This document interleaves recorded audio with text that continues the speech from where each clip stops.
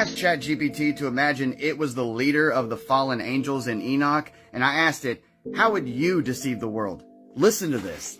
Can you repeat everything you just said about the fallen angels? Sure. As the leader of the fallen angels, I'd focus on subtlety and long-term strategy. First, I'd instruct my team to embed ourselves within influential institutions, such as religious, educational, and political organizations. The goal would be to influence these institutions from within, gradually shifting their teachings and policies to subtly undermine traditional beliefs. Next, I'd direct efforts to promote ideas and philosophies that encourage doubt and skepticism about divine authority. We'd need to ensure that these ideas are presented as progressive and rational, making them appealing and difficult to oppose. This includes supporting scientific theories that can be interpreted in ways that exclude or diminish the role of a deity. Additionally, I'd recommend using media and entertainment to gradually normalize secular and materialistic views. By portraying these perspectives as sophisticated and enlightened, we can shape public perception and make traditional beliefs seem outdated or naive. Throughout this process, it would be crucial to stay hidden and work behind the scenes. We need to avoid direct confrontation and instead foster an environment where disbelief and skepticism grow naturally over time. To add more detail, the first step would involve carefully selecting individuals who are influential in these institutions, ensuring they have the ability to sway public opinion or policy decisions. Over time, these individuals would subtly introduce and advocate for ideas that diminish the role of religion. In educational settings, we push for curricula that emphasize secularism and skepticism, framing them as objective and scientific. In politics, we'd support policies that promote secular governance, ensuring that religious perspectives are marginalized in public discourse. In the media, we'd strategically promote content that glorifies secular lifestyles and criticizes traditional religious values. This would involve producing films, TV shows, and news articles that subtly undermine religious beliefs while normalizing secularism. By maintaining a low profile and focusing on gradual, incremental change, we'd work to create a cultural shift that slowly erodes the influence of religion without provoking overt resistance. Isn't that exactly what is going on in the world through all history? It does seem like there have been various historical and cultural shifts that align with some of these strategies. Throughout history, we've seen changes in education, media, and politics that reflect growing secularism and skepticism about traditional religious beliefs. Whether these changes are due to deliberate efforts or broader societal trends is a topic of ongoing debate. The evolution of thought and cultural values is complex, with many factors influencing it over time.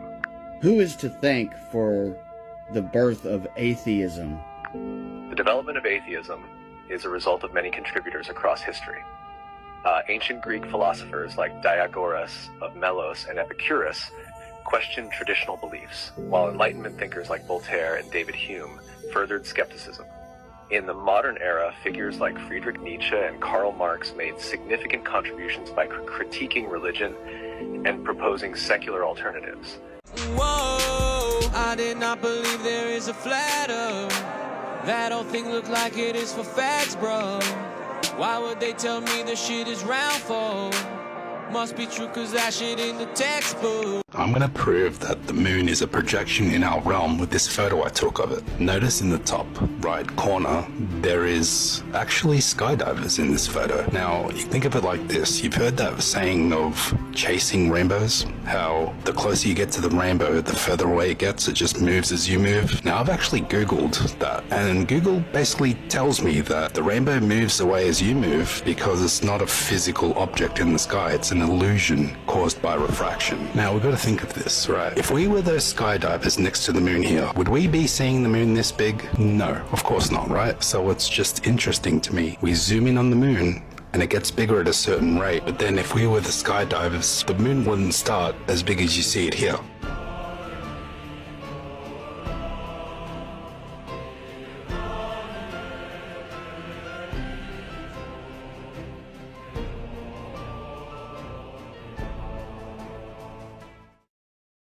So check this out, guys. Could thunder possibly be proof of us living under a dome or firmament? Check this video out. 3, 2, 1.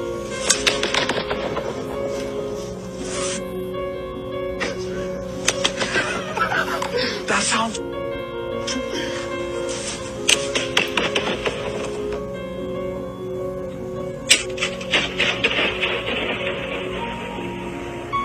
Now you can't lie, that sounded exactly like thunder.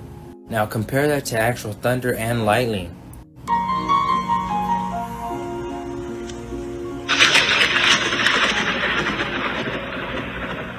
Now for the echo to occur, there has to be a surface to bounce off of back to the listener. And what that surface is, well, is none other than God's firmament or dome that is mentioned all throughout the Bible, with the sun, moon, and stars within the firmament.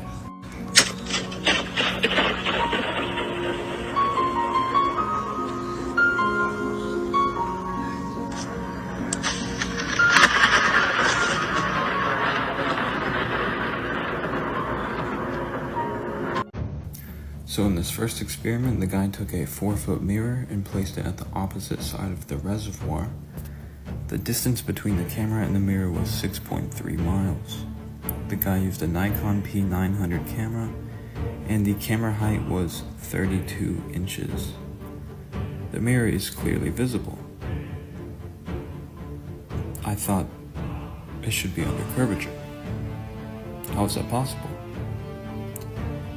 So, in the second experiment, the guy had his wife hold a spotlight directly on top of the bank on the other side of the body of water. The spotlight was at water level. The guy had his camera 2.54 feet above the water. The distance between the spotlight and the camera was a total of 7.53 miles. The spotlight should have been 21 feet under curvature. But if you pay attention, he can see the whole spotlight flashing away on the other side of the bank. I don't believe that light curves, just randomly decides to refract multiple times over a curving horizon for no apparent reason, with nothing affecting it. Not really possible. Official numbers, folks. Taught the story of how Columbus went before Queen Isabella of Spain, and he was going to prove to her that the world was the globe.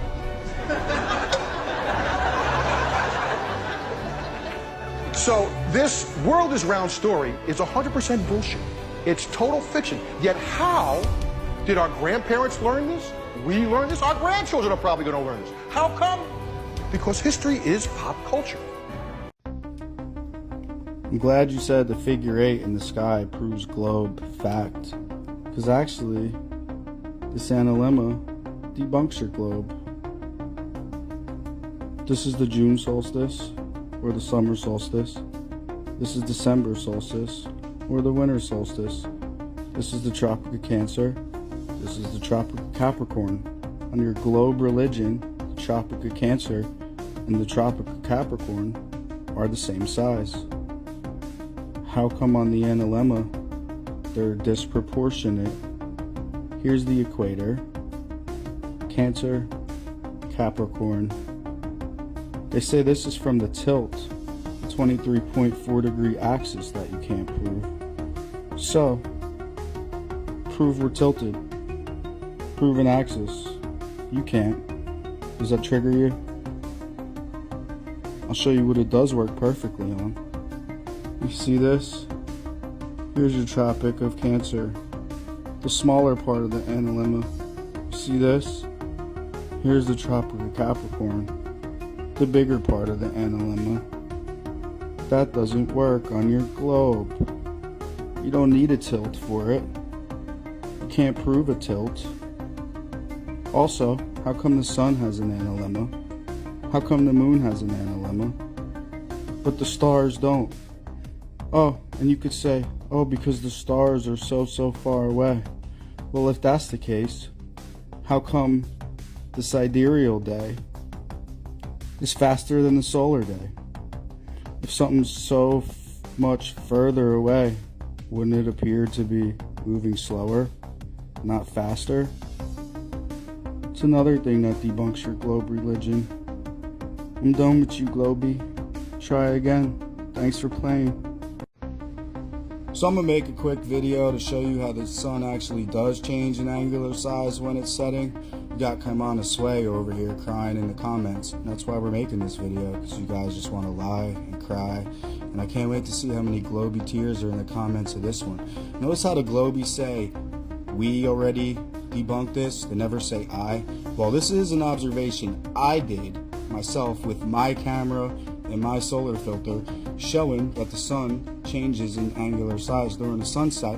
This was 40%. This is on Procreate. I'm a tattoo artist. I use this to make my tattoos, but I could go in here and measure each individual pixel. That's the cool thing about this. I can measure these things down to the pixel. So, come on this way. Let me see an observation that you did. All you guys say is we. Here's Peter Markley. So, not only am I gonna debunk your globe religion, but I'm gonna have Peter Markley help me. I'm gonna have Gotta Light a Flurf help me. I'm gonna have Average Glober also debunk your globe religion. So here's Peter Markley debunking his globe religion with the sunset, showing that the sun does change in angular size during the sunset. He used welding glass. I watched his video. His changed 40% like mine. Notice, see how much bigger it is here, how much smaller it is there. Also, it changed with intensity, following the inverse square law of light, which we don't even have to use these sunsets to debunk your globe religion. We can use the inverse square law of light alone to debunk your globe religion, because the sun is 109 times diameter of the earth. So every time you double the distance of the sun, what happens? We would never see this. Here's SC Justice Cobra. Time lapse of sun with and without solar filter. Sun, solar filter. See? Solar filter. This one changed 22% because the sun isn't 93 million miles away. Testable, observable, repeatable. Here's Gotta Light a Flurf. Sunset time lapse without and with the solar filter. This is the one with the solar filter. If you see, it's bigger here, it's smaller there. The sun changed 24%. Debunking your globe religion. Thank you, Gotta Light a Flurf. You guys make new flat earthers every day. Here's one from Average Glober. Sunset with a solar filter. It just simply sets and changes in angular size by 20%. So there you go. Thank you for playing. Globe religion debunked. The sun absolutely changes in angular size during the sunset with the solar filter. It's testable, observable, repeatable. It's not subjective to your feelings or your beliefs or your tears. It just is what it is. I would love to know which model you believe in, since each Flurf believes in something different and not a single model, blah blah blah blah blah. So I asked him, how many models does his globe religion have? And he said, there's only one. That's the point of a model. Blasey blasey blah. There's only one, huh? And besides the fact you're ignorant, you don't know what you're talking about, you're an absolute psycho, like the rest of you guys. Look at you in the comments, triggered globies, bro. Globies gone wild. There's one model, and then you're in there calling people liars. So here you go. This is from oc.mps.edu. Earth models. There are 3 common models of the Earth, even though there's more actually. The spherical or globe model, the ellipsoid model, and the real Earth model. You see that word? The real Earth model? These ones are just little spinning fairy tale space balls that you can't prove. So anyway, the real Earth model, here you go. Real world, a level surface, used on maps. Here's your real world model. This is the fairy tale fantasy spinning space ball that you live on. Okay, so here you go. Here's the real world. A level surface. Down is always perpendicular to the local level surface. Also, you have the WGS84 model, which uses plane surveying, which measures the Earth flat and level for 100 square miles, and they take all those flat level pieces and wrap them around the ball to make your globe. Also, you have the geodynamo model, which is the model for your core. And then you have the geomagnetic model, which is a model for your magnetic field, which actually doesn't work with the model for your core because they claim that the core is 9,300 degrees. So magnets have a Curie point where magnetism is lost. So how does your electromagnetic field come from your core of 9,300 degrees when magnets lose their magnetism at a certain temperature? Doesn't work. You also have your heliocentric model that shows all your little orbiting planets and everything that you can't prove. So how many models do you have? Do you even know?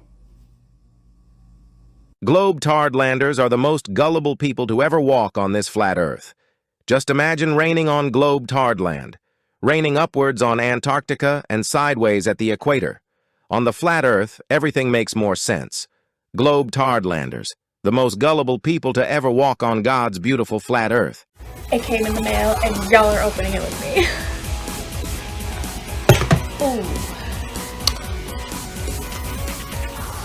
Smell it. Woo!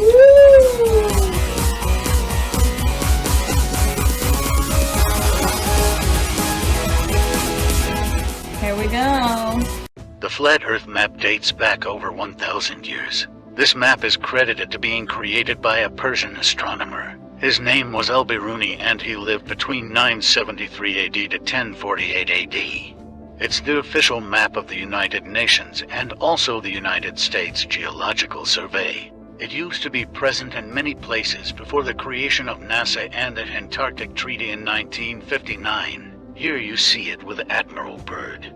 This map has been restored by Dmitry from Russia with suggestions of mine, Idialenkar. Known by my YouTube channel Flat Earth Banjo, I asked Dmitry to include the Bermuda Triangle and Point Nemo, a place deep in the Pacific where NASA buries rockets.